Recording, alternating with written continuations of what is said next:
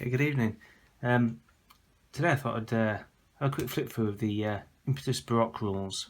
This was released in 2016.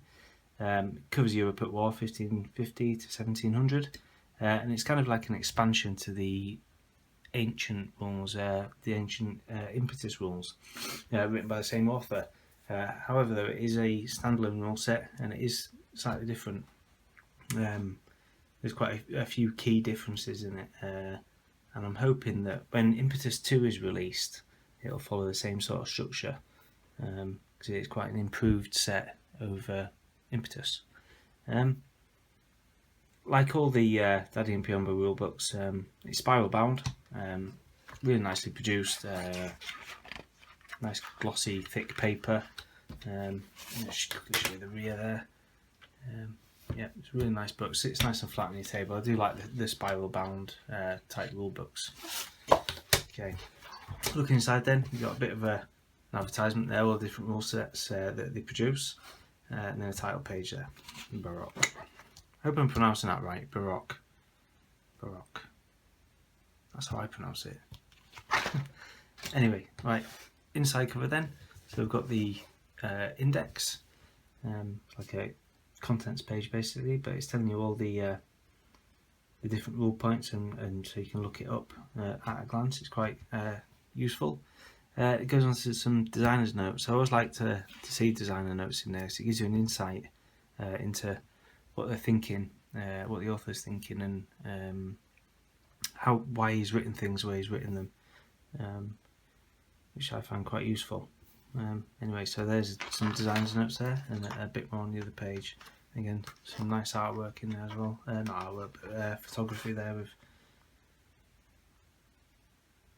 I don't even know what they are. Look like the English troops, British troops, redcoats. I don't know. Like I said, my period of interest is the English Civil War. Anyway, so onto the introduction then. So goes into what you need, material needed, different types of scales of figures that you can use, onto the battlefield, the size of battlefield you need to use, depending on how many points you use and what scale of miniatures you're using. Then it goes into basing, and the different frontages and depths of units. The frontage is quite important, but the depth isn't so important. It's only suggested there, so you can. You got a bit of freedom there. It gives you some suggestions that you could use if you wanted to. So it goes into all different scales and all that sort of stuff. Continuing with the introduction then, we've got tips from Mary Rose, and you'll see this throughout the book. It's a bit like if you're familiar with the Saga rulebook, you get these little pop-out boxes, and it's Ragnar, I believe. And he gives you like little tips and things like that throughout the book. And it gives you a bit of an insight into what the author's thinking and why he's written things the way he has. And it helps explain things. I think it's really good. So anyway, moving on to the amount of figures per base and per unit, how to base commanders up, because commanders are based separately in this game, which I think is really good. As opposed to Impetus, where the commander is part of the unit. I always prefer to have the commander separate on a little base. It just gives you that modelling opportunity to make a nice command stand. Goes into game scale, measurement, onto markers, different markers that you can use to indicate units disordered, keep track of the gradual losses taken by a unit, if a unit's reacted or not, if it's not yet fired. Because when you fire for the first time, you get a bonus to your shooting. So you just what we did was, once the unit's fired for the first time, we just put a bit of cotton wool in front of it to say that it's already fired, just so you remember. It gives you some suggestions there, different markers you can use. And it goes into the troops and army building, and the different types of troops. So you've got foot troops and mounted troops. And there's quite a few different types of troops within those. So mounted troops, you've got gallopers, trotters, reiters, sipahis, I think they're like an Eastern type of cavalry. Don't know if I'm pronouncing that right. Light cavalry. You can even have a mix of horse troops and musketeers. Foot troops then, you get your pike and shot, your tertios early and late, units of pure pikemen, shooters, irregular foot, war bands and skirmishers, and then dragoons, which fall under the foot troops as well, and then again artillery. Artillery can be split between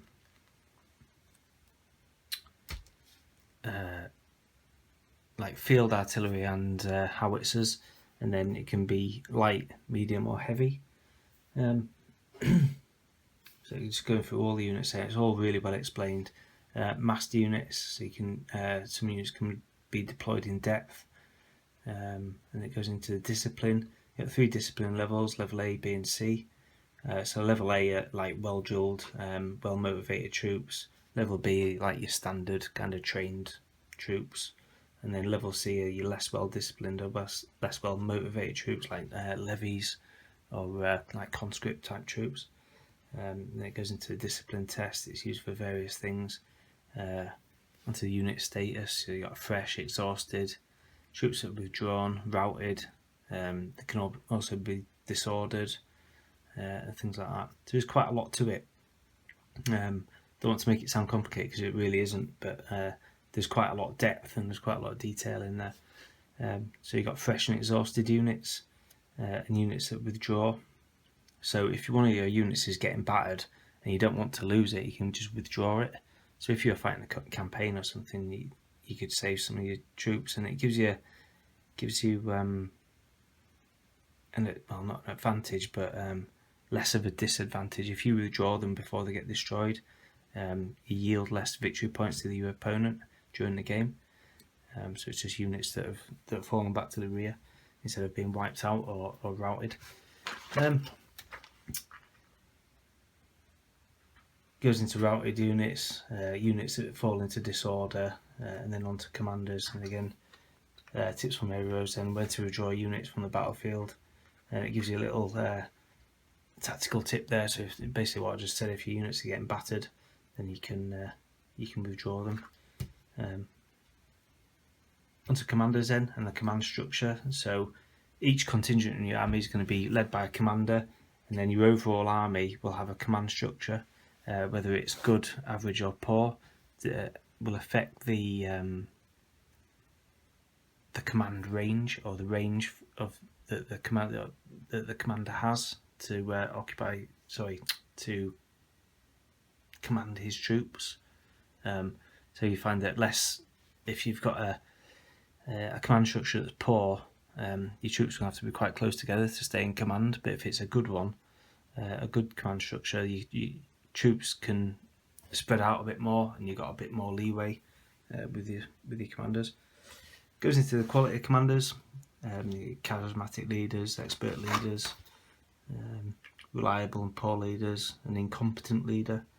And your general's level can change during the game if you roll badly. Bit of a note there on baggage. And then you've got exploration dice, which is used during the setup of the game. I'm not going to go into too much details, we're just a bit of a flip through really. Again, throughout the book, really well laid out, lots of nice photographs of figures and little diagrams that explain things. Going into terrain, so you've got different types of terrain. You've got open and broken, and then difficult. And it goes into more detail there, explaining everything. So you've got impassable terrain, linear obstacles, roads, rivers, fords and bridges, and all that sort of stuff. Again, going into the hills and all that sort of stuff, it's all well laid out and explained, even into the size and shape. So if you're playing in a tournament, you can have set sizes and shapes of terrain pieces that you can place on the table and that sort of stuff. I believe tournament players are into all that kind of stuff. Preparing the terrain, i.e. setting up the table, how you go about doing that. Deploying your armies, got a bit of a deployment map diagram there. How you do that, again, tips from Mary Rose. don't use too much terrain, all that sort of stuff. Going into initiative and activation. So it's actually going into rules now of how the game actually works. Covering stuff like deciding initiative and the activation of units. So deciding who goes first and how you activate them and all that sort of stuff. How to rally, reactions and evasions by the inactive player.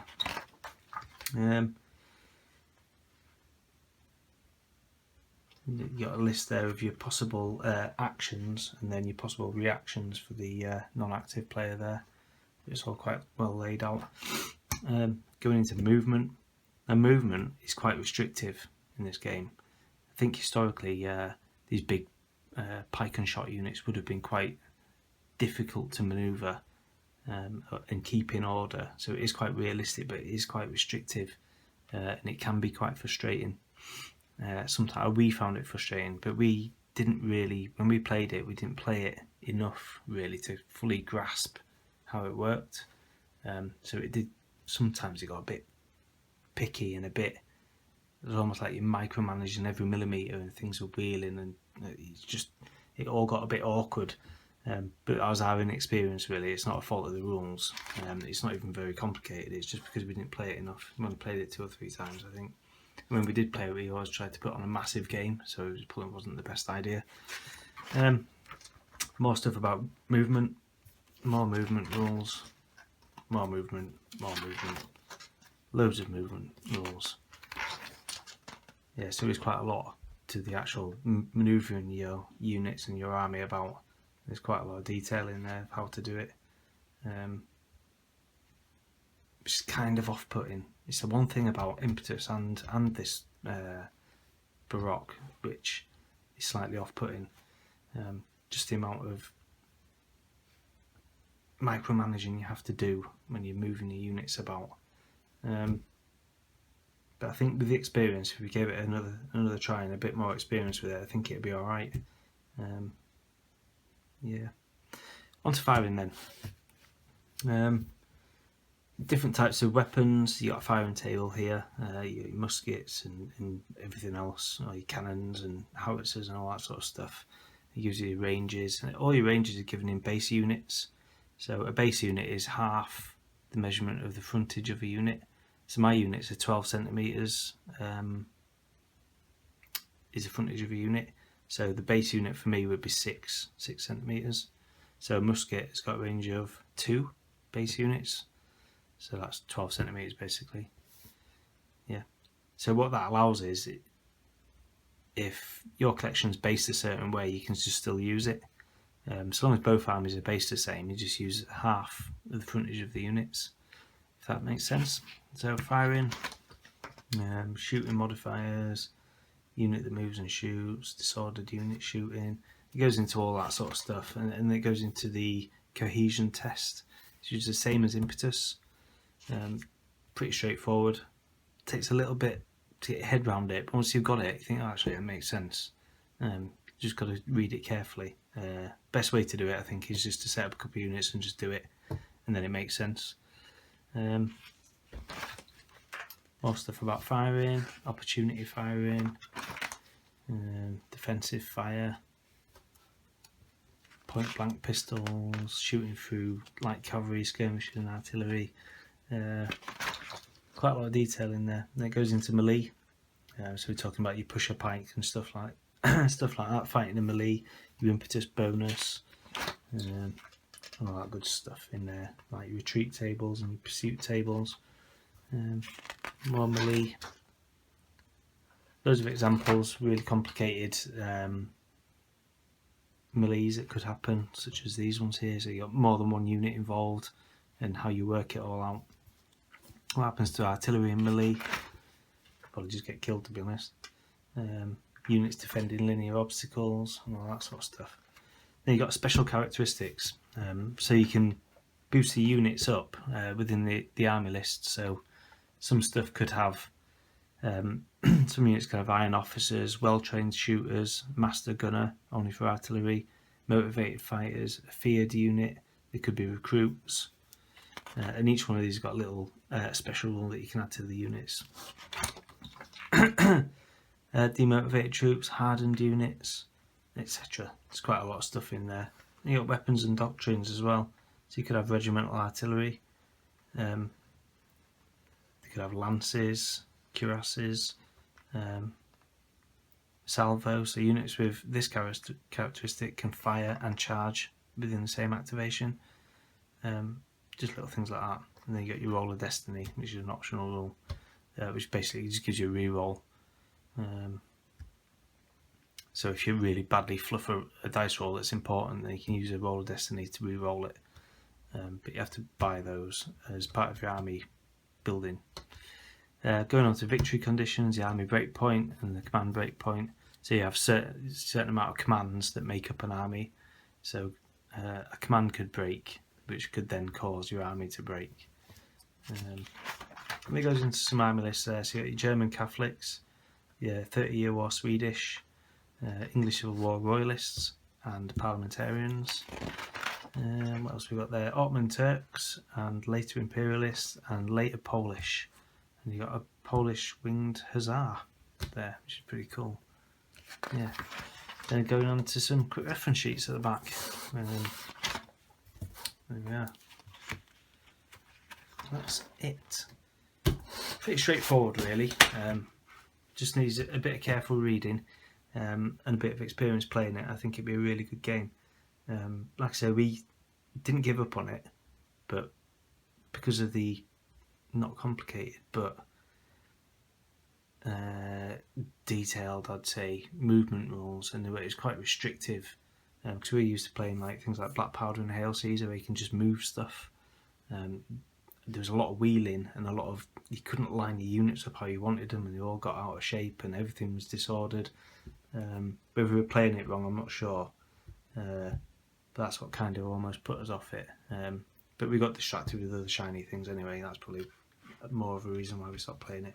I'd like to give it another go, and I will get my English Civil War army out, and I'll have a look at that in my next video.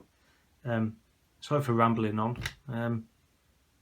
It's quite difficult to do a review of a book without trying to stop myself going into too much detail. But yeah, if you're interested in that, the sort of Renaissance type period, I'd recommend having a look at these. They are an interesting set of rules. That's about me for now. Thanks very much for watching, and I'll speak to you again soon. Bye bye.